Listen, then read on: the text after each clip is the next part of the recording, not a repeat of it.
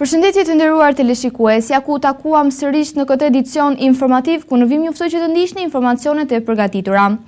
Në Tiranë u zhvillua samiti Shqipëri-Izrael me pjesëmarrjen e 40 kompanive izraelite të teknologjisë me fokus inovacionin, sigurinë kibernetike dhe shkëmbimin e eksperiencave. Kryeministri Edi Rama vlerësoi bashkëpunimin si një hap të rëndësishëm për forcimin e mbrojtjes digjitale të vendit. Ai tha se ndihma izraelite dhe partnerëve ndërkombëtar ka qenë vendimtare në përballimin e sulmeve kibernetike ndaj sistemeve shqiptare.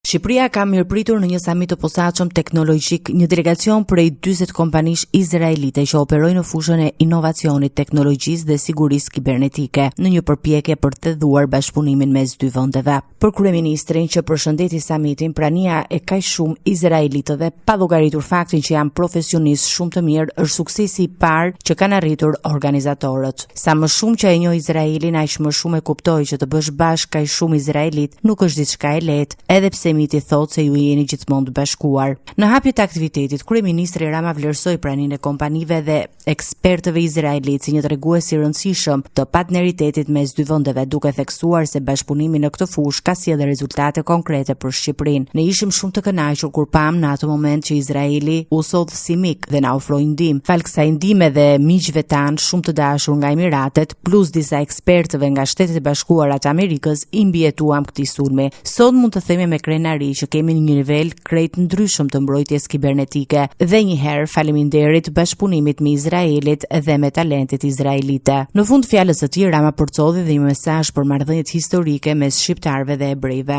Mos harroni kurrë që për hebrejt Shqipëria është shtëpi. Çfarëdo mund të mendojnë shqiptarët për tema të ndryshme, politika të ndryshme, qeverinë tuaj, ka një gjë që është e sigurt dhe ambasadori mund t'ua garantojë se s'ka antisemitizëm në Shqipëri dhe hebrejt janë gjithmonë të mirëpritur, përfundoi kryeministri. Në fund të deklaratës së tij Rama theksoi dhe rritjen e ndjeshme të turizmit, duke përmendur se numri vizitorëve në Shqipëri është rritur ndjeshëm vitet e fundit, ku një rol të rëndësishëm ka luajtur dhe hapja e linjave ajrore direkte me Tel Avivin.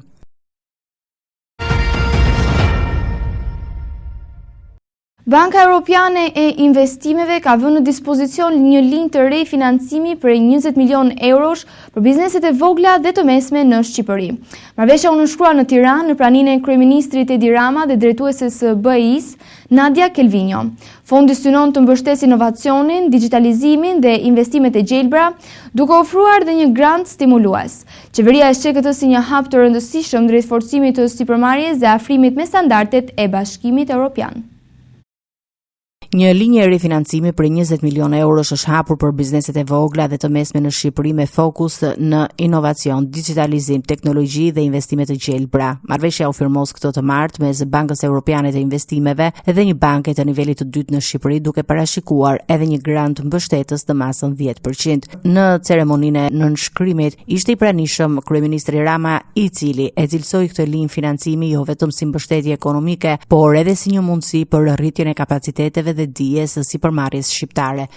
Për ne është shumë e rëndësishme nevoja për të bërë gjithçka të jetë mundur për të mbështetur të gjithë ata njerëz që e besojnë sipërmarrjen e lirë dhe ndërmarrjeve të tjera të vogla e të mesme. Ndërmarrjet e vogla dhe të mesme janë partnerët tanë më të rëndësishëm në krijimin e vendeve të punës. Në Tiranë ishte gjithashtu presidentja e Bankës Europiane të Investimeve Nadia Calvino, e cila e vlerësoi bashkëpunimin me Shqipërinë dhe vendet kandidate për anëtarësim në Bashkimin Evropian. Me këtë nënshkrim vërtetojmë angazhimin tonë ndaj biznesit të vogël dhe të mesëm që janë në fakt zemra e ekonomisë së një vendi. Gjatë 10 viteve të fundit, afro 20.000 sipërmarrës të tillë kanë përfituar nga financimi ynë së bashku me bankat vendase. Për ne, vendet kandidate si Shqipëria nuk janë thjesht kandidate, por partnere, sepse do të jenë aksioner të ardhshëm të Bankës Europiane të Investimeve. Nga ana e tij, kryeministri Rama theksoi orientimin e Shqipërisë drejt Bashkimit Evropian, duke deklaruar se për vendin nuk ekziston alternativë tjetër përveç integrimit. Ai e përshkroi Bashkimin Evropian si objektivin kryesor politik dhe institucional të vendit, duke e lidhur këtë proces me forcimin e shtetit të së drejtës dhe zhvillimin ekonomik afatgjatë. Kryetari i Partisë Demokratike Sali Berisha ka akuzuar qeverinë për korrupsion të thellë në fushën e prokurimeve publike. Duke u referuar të dhënave nga platforma Open EU Tender, ai pretendoi se në Shqipëri nuk fitojnë kompani europiane tendera me vlera të mëdha. Berisha akuzoi gjithashtu rritjen e procedurave sekrete në disa institucione shtetërore. Sipas tij, disa institucione kryesore kanë menaxhuar fonde të mëdha që sipas opozitës tregojnë keq menaxhim dhe abuzim.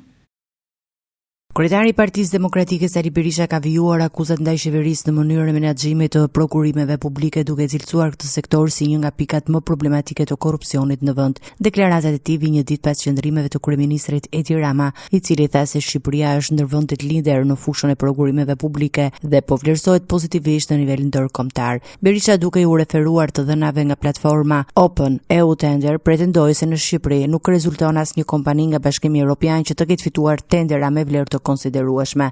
Ky tregues thot se mafia shqiptare, qeveritare shqiptare, në ligjin e mafjes dhe jo ligjin shqiptar dhe ndërkombëtar, nuk lejon asnjë kompani europiane të fitojë qoftë dhe një tender në Shqipëri. Qeveria, narkoqeveria Rama, është rasti vetëm ku në listën e kontraktorëve për tendera me vlerat konsiderueshme nuk ka asnjë fitues kompani nga vendet e Bashkimit Evropian apo kompani prestigjioze. Një tjetër pikë ngritur nga Berisha lidhet me rritjen e procedurave të klasifikuara si sekrete, të cilat sipas tij janë shtuar ndjeshëm gjatë viteve të fundit. Procedura sekrete. Akshi afirmos mbi 500 procedura sekrete. Asnjë nuk ka patur gjatë periudhës qeverisë me pashë dhe s'mund të kishte. Drejtoria qeveritare me dhjetra, asnjë nuk ka patur gjatë qeverisë me pashme. Sipas Berishës, përdorimi i këtyre procedurave ngre dyshime për mungesë transparencë në shpenzimet e fondeve publike. Lubia urdhoni sa ka marrë, rreth 1 miliard e 400 milion. Lubia, dhe kur unë thosha që kjo gjatë gjithë mandatit të saj ka shpërdorue, ka vjedhë dhe shpërdorue 12 miliard euro, kishte njerëz që mendonin se ka një egzagerim. I përmend edhe ish zyrtar të qeverisë duke akuzuar për abuzime me fonde publike gjatë viteve të mandatit të tyre. Deklaratat e kreut të opozitës vijnë në një klim të tensionuar politike, ku debati për transparencën në prokurime publike mbetet një nga temat kryesore të përplasjes mes mazhorancës dhe opozitës. Kryeministri Edi Rama ka kundërshtuar deklaratat e kreut të Partisë Demokratike Sali Berisha lidhur me rënien e integritetit në prokurimet publike. Rama tha se Shqipëria është vlerësuar pozitivisht nga institucionet europiane dhe se për herë të parë është përfshirë në portalin europian të matjes së integritetit të prokurimeve. Kreu i qeverisë theksoi se vendi ka bërë progres të rëndësishëm në këtë sektor dhe premtoi përmirësime të mëtejshme me përdorimin e inteligjencës artificiale. Kryeministri Edi Rama i është përgjigjur deklaratave të kreut të Partisë Demokratike Sali Berisha, i cili akuzoi qeverinë se integriteti i prokurimeve publike në Shqipëri ka pasur rënien me 14 pikë. Në reagimin e tij publik, Rama i cilësoi këtë pretendim si të pabazuar dhe palogjik, duke theksuar se Shqipëria është përfshirë për herë të parë në portalin evropian që mat integritetin e prokurimeve publike për vendet e Bashkimit Evropian.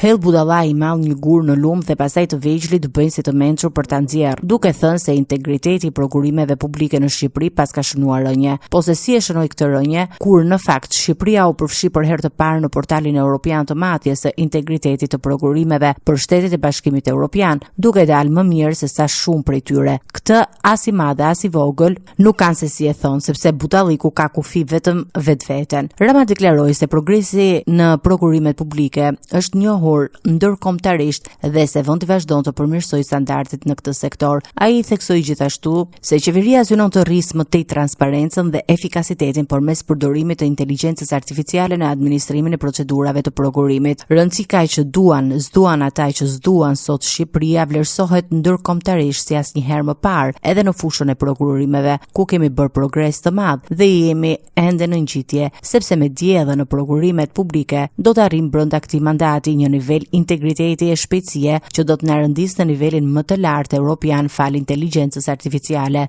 Një ditë më parë, Rama deklaroi gjithashtu se fusha e prokurimeve publike nuk përfshihet më në piketat e ndërmjetme të procesit të negociatave me Bashkimin Evropian, duke argumentuar se Shqipëria ka arritur standardet e kërkuara në këtë drejtim.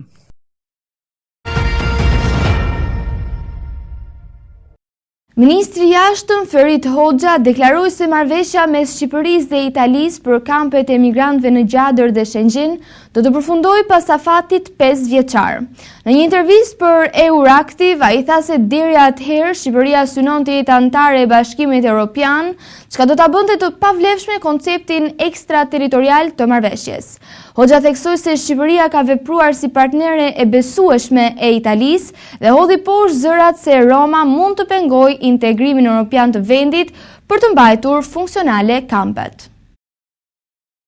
Marrëveshja mes Shqipërisë dhe Italisë për strehimin e emigrantëve në kampet e Gjadrit dhe Shëngjinit nuk do të ketë zgjatje për te afateve 5 vjeçar të parashikuar në dokumentin fillestar. Këtë e bëri të ditur ministri i jashtëm shqiptar Ferit Hoxha në një intervistë Euractiv gjatë qëndrimit të tij në Bruksel. Hoxha deklaroi se marrëveshja ishte konceptuar për një periudhë 5 vjeçare dhe se deri në përfundimin e saj Shqipëria synon të jetë pjesë e Bashkimit Evropian. Sipas tij, në momentin që Shqipëria antarësohet në BE, territori shqiptar nuk mund të konsiderohet më ekstraterritorial për qëllimet e marrëveshjes me Italinë. Ministri theksoi se Shqipëria ka treguar besishmëri si partnere e Romës, duke mos u tërhequr nga marrëveshja edhe përballë debateve dhe sfidave ligjore që ajo ka shkaktuar. Ai kujtoi gjithashtu deklaratat e kryeministrit Rama, i cili e ka cilësuar bashkëpunimin me Italinë si një partneritet ekskluziv mes dy vendeve. Ferit Hoxha hodhi poshtë edhe pretendimet se Italia mund të frenojë mbështetje për integrimin evropian të Shqipërisë me qëllim mbajtje në funksion të kompanive të emigrantëve. Sipas tij, ndihma që Shqipëria i dha Italisë në menaxhimin e migracionit është një akt solidariteti që nuk mund të harrohet. Marrëveshja mes dy vendeve parashikohet që në përfundim të afateve 5 vjeçar, pala italiane të rikthej zonat e përdorura në administrimin shqiptar, pa kërkuar kompensim për investime apo përmirësimet e kryera gjatë kësaj periudhe. Po ashtu, dokumenti përcakton se Italia merr përsipër largimin nga territori shqiptar të gjithë emigrantëve të strehuar në këto kampe pas përfundimit të marrëveshjes. Gjykata e lartë ka caktuar datën 28 maj për shqyrtimin e kërkesës së kryebashkiakut të Tiranës Erjon Veliaj për zbutjen e masës së sigurisë. Çështja do të shqyrtohet nga gjyqtarja Albana Boksi, ndërsa mbrojtja e Veliajt argumenton se arresti me burg duhet të konsiderohet si masë e fundit. Avokatët i referohen edhe vendimit të fundit të kolegjeve të bashkuara për masat e sigurimit personal. Gjykata e lartë ka caktuar datën 28 maj për shqyrtimin e kërkesës së Erjon Veliajt për ndryshimin e masës së sigurisë ndaj tij. Sipas shortit të hedhur në gjykatën e lartë, çështja do të merret në shqyrtim nga gjyqtari Albana Boksi. Mbrojtja e ligjore e Veliajt ka paraqitur një sër argumentash me kërkesën drejtuar gjykatës së lartë, duke u referuar edhe vendimit të 4 majit të kolegjeve të bashkuara, i cili ndryshoi praktikën gjyqësore për masat e sigurimit personal. Sipas këtij interpretimi të ri, masa arrest me burg duhet të përdoret vetëm si alternativë fundit, pasi të jetë shqyrtuar dhe konsumuar më parë masa më të lehta sigurie si detyrim për paraqitje, ndalimi daljes jashtë shtetit apo arrest shtëpiak. Avokatët e Veliajt argumentojnë se ky standard i ri duhet merret parasysh edhe në rastin e kryebashkiakut të Tiranës, duke kërkuar një masë më të butë sigurie. Paralelisht me procesin penal, Veliaj ka nisur dhe një përballje tjetër ligjore në rrugë administrative ndaj Ols Dados. Sipas pretendimeve të mbrojtjes, Dado është emëruar prokuror në vitin 2008 nga profesioni i noterit, pa përmbushur kriteret e detyrueshme të ndjekjes së shkollës së magjistraturës, siç parashikohej nga ligji i kohës. Çështja pritet të marrë vëmendje të lartë publike dhe politike, ndërsa në 28 maj gjykata e lartë do të vendosë nëse masa ndaj Veliajt do të mbetet e pandryshuar apo do të zbutet. Kryebashkiaku i Tiranës, Erjon Veliaj, ka kërkuar sqarime zyrtare nga anëtarët e Këshillit të Lartë të Prokurorisë për mënyrën se si është trajtuar çështja e pretenduar për pavlefshmëri të emërimit të prokurorit Olsi Dado. Ai ngre dyshime për mungesë të një vendimarrjeje kolegjiale dhe kërkon konfirmimin individual nga çdo anëtar i KLP-s. Sipas tij, dokumentat e dorëzuara në gjykata tregojnë vetëm veprim të nënkryetarit, jo të mbledhjes së plotë të Këshillit. Kryetari i Bashkisë së Tiranës Erjon Veliaj është drejtuar me kërkesë zyrtare të gjithë anëtarëve të Këshillit të Lartë të Prokurorisë, duke kërkuar informacion nëse kanë marrë pjesë në një mbledhje të pretenduar ku është shqyrtuar çështja që lidhet me statusin e prokurorit Ols Dado. Sipas Veliajt, në dokumentacionin e administruar në gjykatën administrative nuk rezulton se është zhvilluar një mbledhje formale e KLP-s me pjesëmarrjen e anëtarëve, por vetëm një shkresë firmosur nga nënkryetari i Këshillit ku deklarohet se KLP-ja ka shqyrtuar kërkesën. Ai argumenton se mungesa e proces verbaleve apo e vendimarrjes kolegjiale ngre dyshime për mënyrën se si është ushtruar kompetenca institucionale në këtë rast, duke kërkuar sqarim individual nga çdo antar nëse ka qenë në dieni ose pjesë e procesit. Çështja lidhet me pretendimet e ngritura nga mbrojtja e Veliajt për vlerëshmërinë e emërimeve të prokurorit, duke e shndruar në një debat më të gjerë juridik mbi procedurat e brendshme të KLP-s dhe standardeve të vendimarrjes kolegjiale. Në thelb të kërkesës qëndron pretendimi se një organ kushtetues si KLP-ja duhet të ketë gjurmë të qarta institucionale për çdo vendimarrje, ndërsa mungesa e tyre sipas tij cënon transparencën dhe ligshmërinë e procesit. Rasti pritet të vijojë të prodhojë debat institucional pasi lidhet drejt për drejt me mënyrën e funksionimit të organeve të drejtësisë dhe kontrollin e emërimeve në sistemin e prokurorisë. Gjykata e Sarandës ka caktuar masën arrest me burg për 31 vjeçarin Konstantin Vogli, i plagosur me armë zjarri dhe i shtruar në spitalin Petro Nako. Seanca u zhvillua në ambientet e spitalit, ndërsa gjykata ndryshoi cilësimin juridik të ngjarjes, duke konsideruar atë si një vrasje me dashje me tentativë. Ndërkohë, për 50 vjeçarin Viktor Ruçi është lënë në fuqi masa arrest në shtëpi. Hetimet lidhen me konfliktin që përfundoi me vrasjen e 66 vjeçarit Recep Ismaili në Sarandë.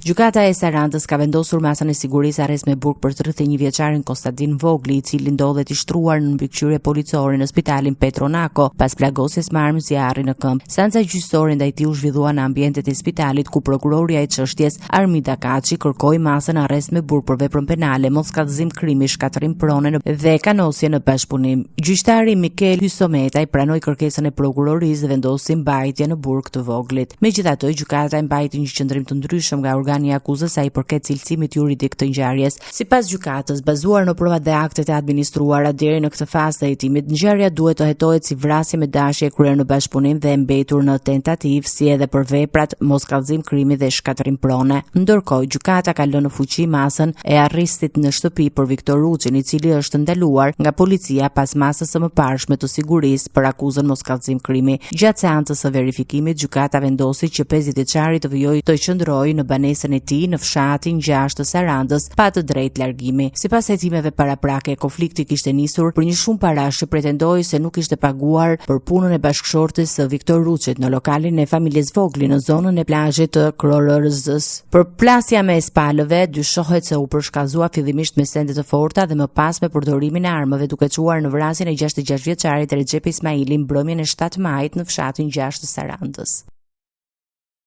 Të dhënat më të fundit të Instat tregojnë një rënje të mëtejshme të popullsisë shqiptare me më shumë vdekje se sa lindje gjatë 3 muajve të parë të vitit.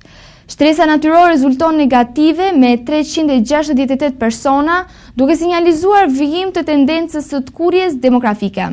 Ndërsa Tirana mban nivelin më të lartë të lindjeve, Gjirokastra dhe disa qarqe të tjera shënojnë shifra të ulta alarmuese. Specialistët paralajmërojnë pasoja afatgjata për strukturën e popullsisë në vend. Të dhënat demografike të publikuara nga Instat tregojnë se popullsia e Shqipërisë po vjen të përballet me tkurrje si pasojë e numrit më të lartë të vdekjeve krahasuar me lindjet gjatë 3 mujorit të parë të vitit. Sipas statistikave zyrtare, janë regjistruar 5146 lindje dhe 5514 vdekje, duke krijuar një shtesë natyrore negative prej 368 personash. Kjo tregon një prirje të vazhdueshme të rënjes së ritmit natyror të rritjes së popullsisë. Tirana rezulton qarku me numrin më të lartë të lindjeve, ndërsa Gjirokastra mban shifrën më të ulët, duke reflektuar diferenca të theksuara mes rajoneve të vendit. Të dhënat tregojnë gjithashtu se 11 qarqe që kanë shënuar rënje të lindjeve më të theksuara në qarkun e Dibrës, ku ulja arrin në rreth 40%. Për gjithë vitin 2025, Instat raporton një balancë të ngushtë mes lindjeve dhe vdekjeve, me një epërsi të lehtë të lindjeve në nivel kombëtar, por me prirje të qarta ndrejt kushtimit të këtij diferencimi. Sipas gazetarëve dhe analizave të publikuara, këto tregues konsiderohen alarmues për zhvillimet demografike të vendit në vitet e ardhshme, duke sinjalizuar sfida për tregun e punës dhe strukturën sociale të popullsisë.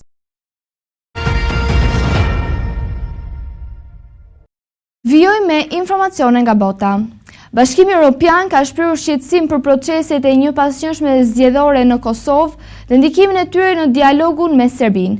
Shefja e politikës së jashtme të BE-s, Kaja Kallas, tha se zgjedhjet e reja po vonojnë takimet në nivel të lartë politik mes palëve. Ajo theksoi se kishte marrë dakordsinë e liderave të Kosovës dhe Serbisë për zhvillimin e dialogut. Bashkimi Evropian ka ngritur shqetësimin për ndikimin që po sjellin proceset e shpeshta zgjedhore në Kosovë, veçanërisht në raport për dialogun për normalizimin e marrëdhënieve me Serbinë. Përfaqësuesja e lartë e BE-s për politikën e jashtme dhe sigurisë, Kaja Kallas, deklaroi se zgjedhjet e reja në Kosovë po shkaktojnë shtyrjet e procesit të dialogut në nivele të larta politike mes Prishtinës dhe Beogradit. Në deklaratën e saj para takimit me ministrat e jashtëm të vendeve të Ballkanit Perëndimor dhe Europës, Kallas tha se kishte siguruar më herët dakordsinë e liderëve të dyja vendeve për zhvillimin e një takimi në kuadër të dialogut. Megjithatë, sipas saj, afrimi i zgjedhjeve të reja në Kosovë ka bërë që ky proces të shtyhej edhe një herë duke krijuar vonesa në përparimin e negociatave. Kallas theksoi se Bashkimi Evropian po vazhdon të punojë me dy palët për zbatimin e marrëveshjeve të arritura deri tani në kuadër të dialogut Kosovë-Serbi. Përveç ndikimit në dialogun politik, njohës të çështjeve europiane, vlerësojnë se situata e brendshme politike dhe ciklet e vazhdueshme zgjedhore po ndikojnë negativisht dhe në ritmin e integrimit evropian të Kosovës. Sipas tyre, vonesat institucionale dhe mungesa e stabilitetit politik rrezikojnë të ngadalsojnë avancimin e vendit në raporte me reforma dhe proceset që kërkohen nga Bashkimi Evropian. Të nderuar teleshikues, kjo ishte gjithçka që kishim përgatitur në këtë edicion informativ. Së bashku do të rishihemi në edicionet e ardhshme. Deri atëherë, miru takofshim.